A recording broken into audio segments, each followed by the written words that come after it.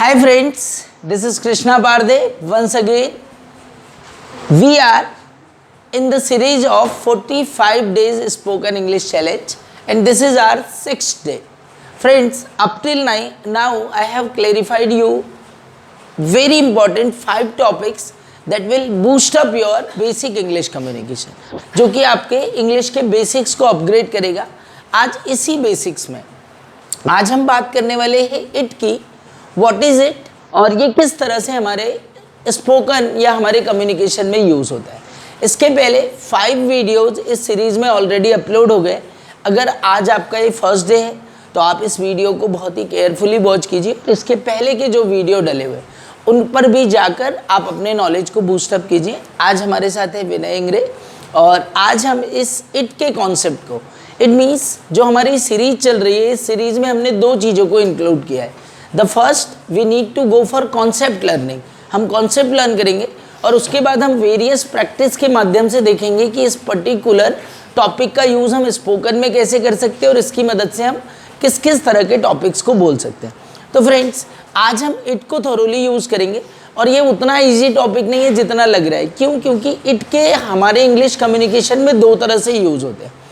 Before starting this मैं आपको ये बताना चाहूँ कि इट एक ऐसा प्रोनाउन है. इट का जो ओरिजिन हुआ है वो किससे हुआ है? प्रोनाउन के रूप में हुआ है. और pronoun it means it is a replacement of a noun. और बचपन से लेकर आज तक आपने बहुत आसानी से पढ़ा होगा कि जब भी हम किसी नॉन लिविंग थिंग के बारे में बात करते हैं या जब भी हम किसी एनिमल के बारे में बात करते हैं, जब भी हम किसी नॉन लिविंग थिंग या एनिमल के बारे में बात करेंगे तो हम सब्जेक्ट के रिप्लेसमेंट में इट को ले आते हैं. और इट चूंकि इसका ओरिजिन सिंगुलर होता है, मतलब it is a pronoun that denotes singular, तो इसके साथ हम सिंगुलर हेल्पिंग वर्ब का ही यूज़ करते हैं. परंतु जब हम मॉडर्न इंग्लिश की बात करते हैं तो ये जो इट है ये वो छोटा वाला इट ना रह के एक बड़ा विशाल रूप ले लेता है. और ये विशाल रूप इसका किस यूज़ में होता है? As a dummy subject. So in my previous session हमने डिस्कस किया देयर के बारे में कि किस तरह से देयर की मदद से हम डिफरेंट तरह के सेंटेंसेस बना सकते हैं. आज हम बात करेंगे कि इट को एज अ डमी सब्जेक्ट रख के हम किस किस तरह के सेंटेंसेस बना सकते हैं और ये किस तरह से हमारे इंग्लिश कम्युनिकेशन को बेहतर बना सकता है. एक चीज़ और ध्यान रखिए, ट्रू सेइंग कि 50 to 60% English speaker they use this concept wrongly. अगर मैं पूछूं कि आज सोमवार है, इसको इंग्लिश में बोलना है, तो आधे लोग यही बोलते हैं टुडे इज़ मंडे. कल सैटरडे था तो बहुत सारे लोग बोलेंगे यस्टरडे वॉज सैटरडे. परंतु this is the concept that we need to learn. So be in this video since beginning to end so that you learn this full concept. Like, share and subscribe and push the bell icon so that you can get the latest updates. Think okay, आज हम बात करने वाले हैं as a dummy subject it has used in such situation. It के इस तरह से डिफरेंट यूजेस होते हैं. तो सबसे पहले इस कॉन्सेप्ट को अपने माइंड में सेट कीजिए कि जब किसी सेंटेंस के ऑब्जेक्ट के रूप में, मतलब सब्जेक्ट के रूप में क्या लगाना है अभी तो ये डिसाइड मत कीजिए.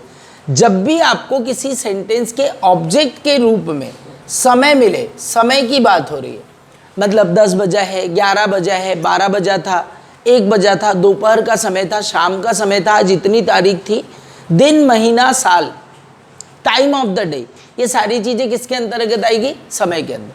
तो हम समय की बात करें, मौसम की बात करें, गर्मी, ठंडी, बरसात, धूप निकलना, क्लाउडी होना, ओके, सनी होना, ब्राइट होना, वट एवर इट में भी, मतलब डे के किसी भी मौसम के फीचर्स के बारे में हम बात करेंगे और ये हमारे सेंटेंस का ऑब्जेक्ट हो तब. साथ ही साथ हम किसी स्थान के मौसम के बारे में बात करते हैं. हम कई बार बोलते हैं ना कि दिल्ली में गर्मी पड़ती है, बैतूल में सर्दी होती है, उस जगह पर तो बारिश ही होती है, वहाँ बर्फबारी होती है, वहाँ तो पूरे साल ही ऐसा मौसम रहता है. मतलब किसी स्थान के मौसम को भी अगर आपको डिस्क्राइब करना है, साथ ही साथ आप अनडिफाइंड जेंडर की बात कर रहे हो, मतलब कि आप सामने वाले को एग्जैक्ट पहचान नहीं पा रहे हो कि वो व्यक्ति कौन है, पर आप अंदाज़ा लगा रहे हो. तो अनडिफाइंड जेंडर, ओके, मेल है या फीमेल है, ओके. जैसे किसी ने डोर नॉक किया, हमें नहीं पता दरवाजे पर कौन है, तो आप अगर हु इज़ बोलोगे, हु इज़ ही बोलेंगे, और शी रही तो नाराज़ हो जाएगी ना, और हु इज़ शी बोला तो ही नाराज़ हो जाएगा. ओके, इससे बेटर है कोई पंगा मतलब हु इज़ इट का यूज़ कर दो. तो मतलब जब हमारे पास जेंडर अनडिफाइंड होता है, इसीलिए जब भी हम किसी एनिमल के बारे में बात करते हैं तो आप ही शी ना रख के इट का यूज करते हैं, क्योंकि you are not clear that gender is male और फीमेल। तो शांति से क्या लगा दीजिए, इट लगा दीजिए। ओके, अननोन पर्सन, कोई ऐसा व्यक्ति हो जो अज्ञात हो हमारे लिए, उसके बारे में अगर बोलना है तो भी हम इट का यूज करेंगे। ये एक बहुत शानदार यूज होता है इट का, जब हम किसी पर्टिकुलर चीज के बारे में अपने ओपिनियन रखते हैं। ओपिनियन रखते हैं मतलब कि ये अच्छा होता है, ये खराब होता है, ये अच्छा है, ये बुरा है, ये ठीक नहीं है, ये अच्छी आदत नहीं है, ये बुरी आदत है, ये बहुत आसान है, ये बहुत कठिन है। मतलब किसी भी पर्टिकुलर एक्शन के बारे में अगर हम स्पीकर अपने ओपिनियन रखता है तो भी इट का यूज होगा। अभी हम एग्जांपल देखेंगे, प्रैक्टिस भी करेंगे, सो that you can understand this concept very nicely. और एक जिसमें सबसे ज़्यादा लोग गलतियाँ करते हैं कि जब किसी सेंटेंस में ऑब्जेक्ट के रूप में नाउन के अलावा कोई अन्य पार्ट्स ऑफ स्पीच आता है। मतलब कोई भी पार्ट्स ऑफ स्पीच हो सकता है, वो प्रोनाउन हो सकता है, वो वर्ब हो सकती है, दैट में बी एनी एडजेक्टिव एडवर्ब, पर सेंटेंस के ऑब्जेक्ट के रूप में अगर नाउन के अलावा कोई और भी पार्ट्स ऑफ स्पीच आता है तो आपको उसमें सब्जेक्ट के रूप में इट का ही यूज करना है। एंड वन मोर थिंग कि इस तरह से हम इट का यूज करेंगे। थोड़ा सा कॉन्सेप्ट ध्यान रखिए कि इट के जो सेंटेंस है वो इट से शुरू होते हैं, हेल्पिंग वर्ब का यूज करते हैं, ऑब्जेक्ट लगाते हैं। हेल्पिंग वर्ब हमेशा सिंगुलर यूज होती है, क्यों? क्योंकि इट का जो ओरिजिन है, इसकी जो प्रवृत्ति है वही सिंगुलर है। और अगर नेगेटिव सेंटेंस बनाना है तो हेल्पिंग वर्ब में आप नॉट लगाकर बना लेंगे। इंट्रोगेटिव आप हर तरह के सेंटेंसेस इसमें बहुत ही आसानी से बना सकते हैं। अभी हम नेक्स्ट स्लाइड में कुछ एग्जांपल्स देखेंगे, so that the things will be clear. और इसके बाद विनय भाई तैयार है जिसके साथ हम प्रैक्टिस करेंगे इट को लेकर। जैसे it is a lovely day, आज बहुत ही प्यारा दिन है। It is a lovely day. Okay, it is my birthday today, आज मेरा जन्मदिन है, तो टुडे इज़ माई बर्थडे नहीं बोलेंगे, it is my birthday today. It was hot yesterday, कल गर्मी थी, तो आपको यस्टरडे वॉज हॉट नहीं बोलना है, क्या बोलना है? It was hot yesterday. Okay, आपको बताना है कि भैया जम्मू में तो पूरे साल ही सर्दी पड़ती है, कैसे बोलेंगे? It gets cold in Jammu whole year, it gets cold in Jammu whole year. It is the time to go now, मतलब किसी पर्टिकुलर चीज़ का समय हो जाना है। It's time to go now, it's time to take lunch, it's time to enjoy party, it's time to cut the cake, like. Okay, I think it is Sohan. आपने उस व्यक्ति को देखा पर आपने एग्जैक्ट पहचाना नहीं कि वो सोहन है या नहीं है। इन दैट कंडीशन आप किसका यूज करेंगे? इट का। आई think it is Sohan. What is it? Who is it? दरवाजे पर कौन है, कौन खटखटा रहा है भाई? Who is it? Who is he, who is she ना बोल के क्या बोलेंगे? Who is it. ओके, अब हम किसी चीज़ के बारे में अपने ओपिनियन रख रहे हैं। It is good to get up early in the morning. आप किसी को बता रहे हो कि सुबह जल्दी उठना अच्छा होता है, तो what you will say? It is good to get up early in the morning. Okay, दूसरों को परेशान करना बुरी आदत है, it is a bad habit to disturb others. Apart from this, it is hard to succeed. हम किसी को बोल रहे हैं कि भैया सफल होना उतना आसान नहीं है जितना आसान आपको लग रहा है, so it is hard to succeed. या it is heavy, it is very easy. तो हैवी और इजी ये जो है ये दोनों ही एडजेक्टिव है। तो जब हम किसी चीज़ की विशेषता बताते हैं और उसको ऑब्जेक्ट के रूप में रखते हैं तो सब्जेक्ट के रूप में आपको इट का ही प्रयोग करना होता है। So just 1 minute and we shall go for practice with Vinay. Hi Vinay, how are you? I'm fine, sir. Okay, good. Yes, sir. Feeling comfortable? Yes, sir. Ready? Many people are waiting for you to describe this topic. Yes, sir. Okay, explain करेंगे आज हम। Yes, sir. तो आज हम एक topic को लेकर बात करेंगे और आज हम बहुत सारे सेंटेंसेस एक्सचेंज करेंगे। I will ask in Hindi and you need to reply it in English. Okay, sir. Okay, चलिए। आज सोमवार है। It is Monday today. Okay, कल रविवार था। It was Monday yesterday. Okay, it was Sunday yesterday. Yesterday. Okay, कल Tuesday होगा। It will be it will be Tuesday Tuesday tomorrow. tomorrow. It will be Tuesday tomorrow. आज गर्मी है यार। It is hot today. It is hot today, पर कल सर्दी थी। It was cold yesterday. It was cold Yesterday. Yesterday, पर अगला महीना सर्दी का होगा। It will be cold. cold next month. Very good, it will B cold Next next month. Month. ये भारी है यार, It is very heavy. It is very heavy. ये कठिन है। It is very hard. Okay, it is very hard, पर ये तो बहुत आसान है। It is very easy. Okay, सफल होना कठिन है। be. It is hard to. It is hard to be succeed. Okay, it is hard to succeed. To के बाद सीधे V1 लगाते हैं. It is hard to succeed. Okay, cricket खेलना बहुत आसान है. It is very easy to play cricket. It is very easy to play cricket. दूसरों को मूर्ख बनाना भी बहुत आसान है. It is very easy to Be fool others. Okay, सच्चे दोस्त मिलना कठिन है. It is very hard to find true friends. Okay, it is very hard to find true friends. बिना वजह हंसना बुरी आदत है. It is very Bad habit. bad habit to Laugh laugh without any reason. It is a bad habit to laugh without any reason. Okay, बिना सोचे फैसले लेना गलत है. It is very bad. It is wrong. It is wrong to Take decision take decision without thinking. thinking. Okay, it is not good to take decision without thinking.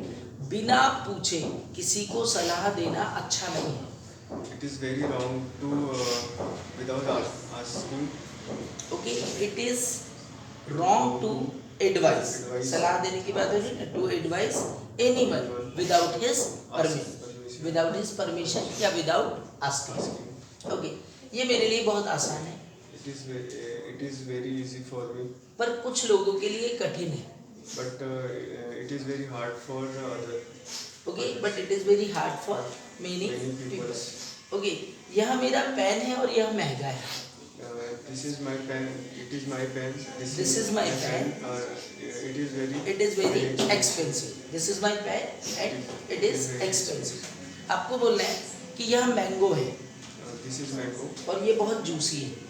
And it is very juicy. It is very juicy. Okay, आपको बोलना है कि जंगल में कई तरह के बंदर हैं. There are many types of animals Okay. in forest. Very good. पर यह मंकी बहुत नॉटी है. But this monkey. It is naughty monkey. Okay, why? Because you are talking it second time. ठीक है. Understood? आपको बोलना है कि कंप्यूटर एक इलेक्ट्रॉनिक डिवाइस है. यह हमारे लिए बहुत यूजफुल होता है. Computer is a electronic device and it is very useful for us. Okay, गाय एक पालतू पशु है और यह हमें दूध देती है. Guy is a pet animal and Cow is a cow is a pet animal and what next? it gives us Gives us milk. milk. It gives us milk. Okay. Okay, दूसरों पर हंसना बुरी आदत है. It is very bad habit to laugh others. Okay, it is a bad habit to laugh on others. Okay, अब मेरे सोने का समय है. यह मेरे सोने का समय है. It is time. It's my time to sleep. It's my sleeping time. It's my sleeping time. ये मेरे लंच का समय है. It is my lunch time. It's my lunch time. time. Okay, so friends, I think you all have understood the concept of it and you have enjoyed it. अब थोड़ा सा spoken में इसका प्रैक्टिस कर लेते हैं. ओके, आप हमें बताइए कुछ स्पीक करके आपको कंप्यूटर के बारे में या किसी इलेक्ट्रॉनिक डिवाइस के बारे में कुछ बोलना है. कंप्यूटर, मोबाइल, टीवी, जो भी आपको पसंद है उसके बारे में कुछ 2 मिनट आपको स्पीच करना है. So on which topic are you going to speak? Sir, I want to tell about computer. Okay, yes. So viewers are ready to watch you. Let's. Computer is a great invention of science. The computer has many parts like mouse, keyboard, and etc. And it has it has many types of RAM and ROM and thank you. Okay, it has a keyboard also. It has my mouse. It has many varieties. Okay, it is very useful for human being. Like so, whatever the feature you are going to tell about computer. Okay, you can like. Okay, किसी animal के बारे में बोलना है.